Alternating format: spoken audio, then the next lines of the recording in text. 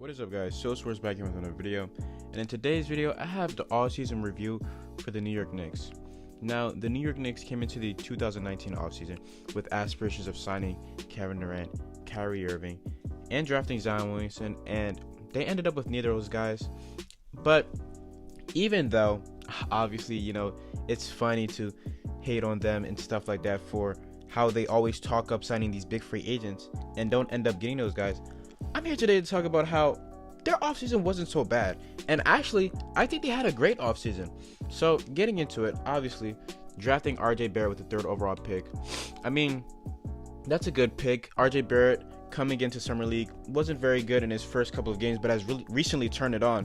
And this just goes to show, I just hate when people judge players off of a couple Summer League games. Like, oh my goodness, players are adjusting to the league. The same thing happened last year with Trae Young, and when Trae Young was taking these 30 to 35 foot three-pointers, and he was air brawling, and he was bricking, and look at him now. I mean, he just came off a season where his rookie season where he averaged 19 and 7. So I doubt RJ Barrett has that same type of production, but I could definitely see RJ Barrett being a 15 to 20 point per game guy, and his playmaking looks great too.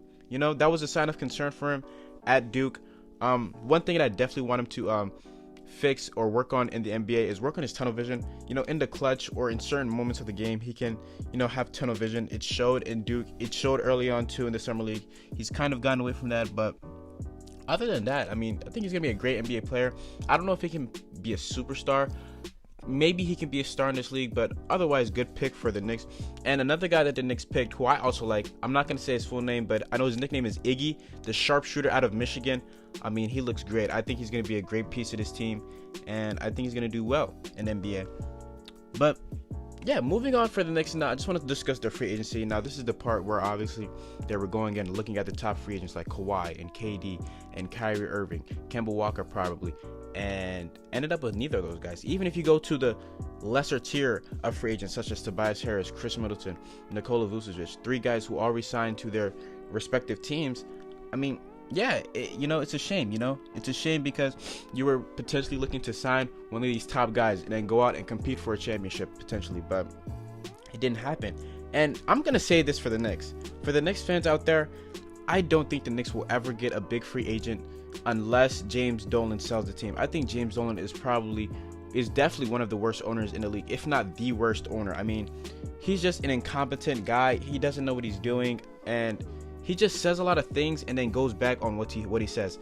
Recently, not recently, but like a couple months ago in an interview, he said he the Knicks would without a doubt be able to get a top free agent, and they didn't. And a report came out that he didn't give Kevin Durant a max contract because he was fearful of his Achilles injury. Now, I just want to talk about this topic a little bit. Knicks fans were agreeing with him because of what happened with Amari Stoudemire and how he gave them max contract and then his knees blew out and then he wasn't the same. But Kevin Durant and Amari Stoudemire are 2 different players with 2 different play styles. I understand an Achilles injury is the worst of the worst in the NBA. Most players really don't come back from injuries like that. But it's Kevin Durant. Kevin Durant is a once-in-a-lifetime generational talent, and I think he'll come back well from his Achilles injury. First off, because Achilles injury, obviously it's a foot injury that, diminishes your athleticism. KD, his game does not revolve around his athleticism. His game revolves around being a shifty player who has great handles for someone of his size, and he can just shoot over everybody. It just doesn't make sense. You have to go out and you have to sign him 100%. If you have the cap space, you definitely give him a contract. This is why teams like the Brooklyn Nets. Okay, I just want to get on the topic real quickly. This is going to be a new type of thing in the NBA. How teams that go out and tank and trade all their assets for cap space just won't be the move anymore, and teams that go and make right decisions and make smart moves and go out and compete, and can still sign these top guys. The Nets were a team that throughout the whole season were not talked about as a free agency destination. It was always talked about they were going to make the playoffs as a 5th to 8th seed. They're going to re-sign D'Angelo Russell and build for the future. And now they were able to get rid of Allen Crabbe's contract, and they renounced the rights on D'Angelo. Actually, they traded D'Angelo Russell to the Warriors for Kevin Durant in a sign and trade, and they were able to get 2 of the top free agents this year. And this is why I thought the Kristaps Porzingis trade was a dumb one, because for one, Tim Hardaway Jr. and Courtney Lee, yes, their contracts were bad, but those are two guys that you could have definitely offloaded without having to include Kristaps in the trade, 100%. And I think that's something that also pivoted Durant's focus towards Brooklyn, trading Kristaps. I thought Kevin Durant wanted to play alongside Kristaps Porzingis, and after that trade happened, and after the injury, I think, and after what Kyrie did, because yeah, probably he was gonna go where Kyrie went, I think that all swayed his decision. But I mean, if you just think about it, like, I understand, you know, maybe Kristaps did not want to play for you guys. I don't know, though. I'm not, you know, into all that drama stuff. But I mean, still, Kristaps is on his rookie deal. He's a restricted free agent. So either way, you could have matched whatever he was given. And I mean, Kristaps is a great player. He's an all-star. And I think he's going to come back well from this from this ACL injury. And I think this is, obviously, it backfired on the Knicks because they weren't able to sign anybody. And then we're going to have the same thing again in 2021 when LeBron James is free agent, and Paul George, and Kawhi Leonard, and Giannis, and Bradley Beal, and Andre Drummond. And I don't believe they'll get either of those guys either. That's just me, but that's the story for the future. But continuing on with this video, I just wanted to talk about their free agency moves that they were able to make. They were able to sign Julius Randle. Now, I thought this was a great signing. Julius Randle just came off his best season of his NBA career, and he only signed for like what, $21 million a year. If he can replicate what he did last year over those 3 years, that's an amazing signing right there. Yeah, I think he could potentially be an all-star depending on how things shake up in the East, if players, you know, slip down or dip down and things like that. But I mean, he's still a great player. Moving on to their other free agency moves, I think they just signed a bunch of veteran guys. They signed Reggie Bullock. They just recently got Marcus Morris. Took him away from the Spurs. Signed Bobby Portis. Who else did they sign? You signed Taj Gibson.